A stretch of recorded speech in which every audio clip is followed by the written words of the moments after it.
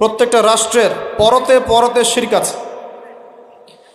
বর্তমান বিশ্বের, বর্তমান অর্থ ব্যবস্থার, ব্যাংকিং সিস্টেমের পরতে পরতে সুদ আছে।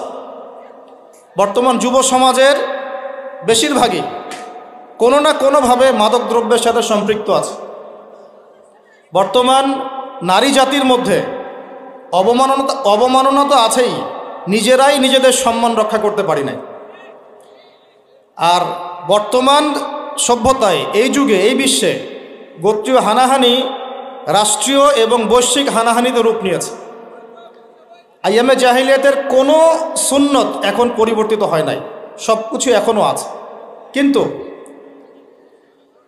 কিন্তু ওই আইয়ামে জাহিলিয়াতে আল্লাহ পাক মানুষের প্রতি দয়া করে নাজিল করেছিলেন কোরআনের মতো কিতাব, সুবহানাল্লাহ।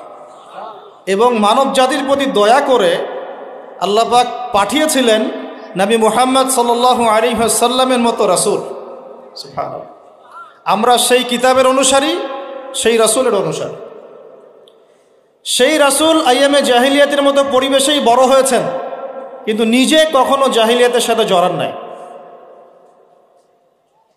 তাহলে আজকে আমরা যারা এই সমাজে, সভ্যতায় বাস করি, যুগের দোহাই দিয়ে, সমাজের দোহাই দিয়ে পাপে লিপ্ত হওয়ার কোনো সুযোগ নেই। ওই যুগে আবু বকর সিদ্দিক ছিলেন, নবুয়ত আসার আগে, কোরআন নাজিল হওয়ার আগে, তখন আবু বকর সিদ্দিকই ছিলেন। তিনি ওই যুগেও পাপের মধ্যে যাননি। তিনি মদের সাথে সম্পৃক্ত ছিলেন না, সুদের সাথে সম্পৃক্ত ছিলেন না, মূর্তি পূজা করতেন না। তাহলে এখনও সময়ের দোহাই দিয়ে পাপে লিপ্ত হওয়ার সুযোগ নাই। ওই আইয়ামে জাহিলিয়াতে বড় হয়ে নবী সাল্লাল্লাহু আলাইহি ওয়াসাল্লামের ফিকির ছিল কিভাবে সমাজ পরিবর্তন করা যায়। এই চিন্তা নবী হওয়ার পরেই তার মাথায় এসেছে এমন নয়, নবী হওয়ার আগে থেকেই তার মাথায় চিন্তা ছিল মানুষকে কিভাবে সৎপথে ফেরানো যায়। এই ফিকির থেকে তিনি গাড়ে হেরায় বসে থাকতেন, কারণ সমাজ নোংরামির মধ্যে চলতো, এই নোংরামি তার ভালো লাগতো না। আপনিও যখন আল্লাহর পথে ফিরে আসবেন, এই আশপাশের কনসার্ট, মদের বার, মেয়েদের বেপরদামি, এগুলো আপনারও ভালো লাগবে না। যখন মানুষ আলোর সন্ধান পায়, অন্ধকার তার কাছে ভালো লাগে না। তো নবী সাল্লাল্লাহু আলাইহি ওয়াসাল্লাম ওই যুগে নবী হওয়ার আগেও এই ফিকিরেই চলাফেরা করতেন। যুবক বয়সে তৈরি করেছিলেন হিলফুল ফুজর। কোন বয়সে? যুবক বয়স। আর এখনকার যুব সমাজ হিলফুল ফুজর দূরের কথা, এখন টিকটক ফুজুর শুরু করেছে। হ্যাঁ, সবার কথা বলছি না, ইল্লা মাশাআল্লাহ। ইয়াং জেনারেশনের বেশিরভাগই কয়েকটা বিষয়ের পিছনে ছোটে। এক, জীবনের কোনো উদ্দেশ্য নাই, খাও দাও ফুর্তি করো। দুই, নারী জাতি, গার্লফ্রেন্ড। তিন, মাদক, হতাশা থেকে মাদকে বা সঙ্গদোষ থেকে। চার, এখন পলিটিক্যাল পাওয়ার। পলিটিক্যাল পাওয়ার অ্যাচিভ করতে পারলে পরবর্তীতে বড় কিছু হব, এই চিন্তা। এই চারটা পাঁচটা চিন্তার বাইরে আর চিন্তা নাই।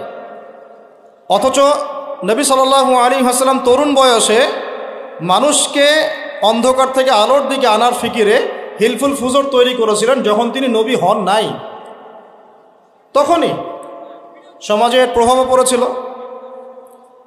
এক পর্যায়ে আল্লাহ পাক ওহী নাজিল করলেন, ইকরা বিসমি রাব্বিকাল্লাযী খালাক। আল্লাহ পাক পড়াশোনার আয়াত দিয়ে ওহী নাজিল শুরু করলেন। আল্লাহ পাক বললেন না যে মূর্তি পূজা করো না, নামাজ পড়ো, সুদ খেও না, জেনার কাছেও যেও না, এরকম ওহী আল্লাহ পাক প্রথমে নাজিল করলেন না। আল্লাহ পাক প্রথম নাজিল করলেন পড়াশোনা, জ্ঞান অর্জন, ইলম অর্জন সংক্রান্ত আয়াত। এখন আমরা এই যুগে দিন প্রতিষ্ঠা করতে চাই, স্বপ্ন দেখি, শহীদ হওয়ার লালস মানে বাসনা মনের মধ্যে থাকে, কিন্তু কোরআন তেলাওয়াত করা শিখবো এই ফিকির আমার মধ্যে থাকে না। হাদিস পড়া শিখবো এই ফিকির থাকে না। ওলামায়ে কেরামের কাছে গিয়ে একটু পড়াশোনা করব, 3 মাস 4 মাস 1 বছর, এই ফিকির নাই। অথচ প্রথম ওহী নাজিল হলো জ্ঞানতাত্ত্বিক। ইলমের বিপ্লব না ঘটাতে পারলে আপনি সমাজ পরিবর্তন করতে পারবেন না। কোন জ্ঞান? যে জ্ঞান মানুষকে আল্লাহর দিকে নিয়ে যায়, সেই জ্ঞান নয় যে জ্ঞান মানুষকে আল্লাহ থেকে দূরে সরায়। আর এখনকার পুরো বৈশ্বিক শিক্ষা সিস্টেমটা এভাবে ঢেলে সাজানো হয়েছে যে ধীরে ধীরে এই শিক্ষা সিস্টেম মানুষকে আল্লাহ থেকে দূরে সরায় দিবে। ইল্লা মাশাআল্লাহ। শুধু এর বাইরে যারা ওহীভিত্তিক জ্ঞান চর্চা করি তাদের কথা আলাদা। বাকি আপনি যে কোনো জায়গায় যান, আস্তে আস্তে আপনি আল্লাহ থেকে দূরে সরবেন। 20 বছর অনেক দিন বলেছি আপনাদেরকে, 20 বছর পড়াশোনা করেছেন, 20টা কোরআনের সূরা আপনার জানা নাই, 20টা মাসাইল আপনার জানা নাই, কিন্তু 20টা হাদিস আপনি বলতে পারবেন না।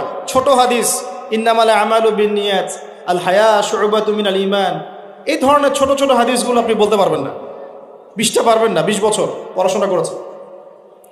20 জন সাহাবীর নাম আপনি বলতে পারবেন না, ইল্লা মাশাআল্লাহ। আশারায়ে মুবাশশারার 10 জন সাহাবীর নাম এই যুব সমাজের বেশিরভাগই বলতে পারবে না। 10 জন ফুটবল প্লেয়ারের নাম জিজ্ঞাসা করেন, 10 জন নায়কের নাম জিজ্ঞাসা করেন, নায়িকার নাম জিজ্ঞাসা করেন, ফটফট করে বলে দিবে। এখনও ঠিক বলে দাঁত কেলিয়ে হাসছে। ননসেন্স, কমন সেন্স নাই, কমন সেন্স নাই। যে কথাটা তো তার কলিজার মধ্যে নেওয়া উচিত ছিল, তাই তো? যে আমি 20 বছরে 20 জন সাহাবীর নাম শিখতে পারলাম না, কি করলাম 20 বছরে? কি করলাম 20 বছরে? আমি প্রত্যেকটা দিন খেয়ে না খেয়ে স্কুলে গিয়েছি, কলেজে গিয়েছি, ভার্সিটিতে গিয়েছি, মেসে থেকেছি, বাবার জমি বিক্রি করে বাবা পড়িয়েছে। তা আমার পড়াশোনার ভিশনটা কি? একটা জব, একটা চাকরি। এটা তো দুনিয়াবি শিক্ষার কথা গেল। দ্বীনি ইলমের জ্ঞানও যদি কেউ দুনিয়ার উদ্দেশ্যে শেখে জাহান্নামে যাবে, নাউজুবিল্লাহ।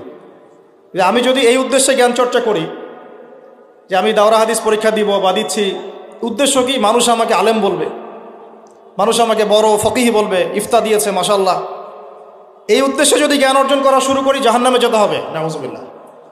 তাহলে দুনিয়ার জ্ঞান যে উদ্দেশ্যে আপনি অর্জন করছেন, অনলি একটা চাকরি, এখানে তো আল্লাহ নাই, আল্লাহর কনসেপ্টই নাই, আল্লাহর সন্তুষ্টি তো বহু দূরের কথা। আমি বলছি না যে এই জ্ঞান আপনি অর্জন করবেন না, কিন্তু ইসলামী শিক্ষা বাদ দিয়ে নয়। এখন এই শিক্ষাকে সমন্বয় করবে কে? এখন কেন এগুলো কথা বলতে হচ্ছে? এগুলো তো সমন্বয় 50 বছর আগেই করা উচিত ছিল। 10 জন সাহাবীর নাম বলতে পারবে না, তাদেরকে জানাতে হয়।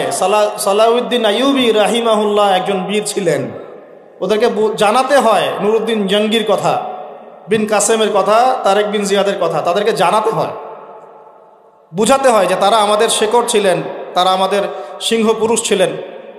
হামজা রাদিয়াল্লাহু আনহুর শাহাদাতের ঘটনা দেখবেন বেশিরভাগ ইয়াং জেনারেশন জানে না। মুসআব বিন উমাইরকে চিনে না। একজন সাহাবীকে নবীজি বলেছেন, তুমি কেউ যদি পৃথিবীতে জীবন্ত কোনো শহীদকে দেখতে চায়, সে যেন এই সাহাবীকে দেখে। নাম কি জিজ্ঞাসা করেন, বলতে পারবে না। বলে দিচ্ছি, তার নাম তালহা বিন উবাইদুল্লাহ রাদিয়াল্লাহু আনহু।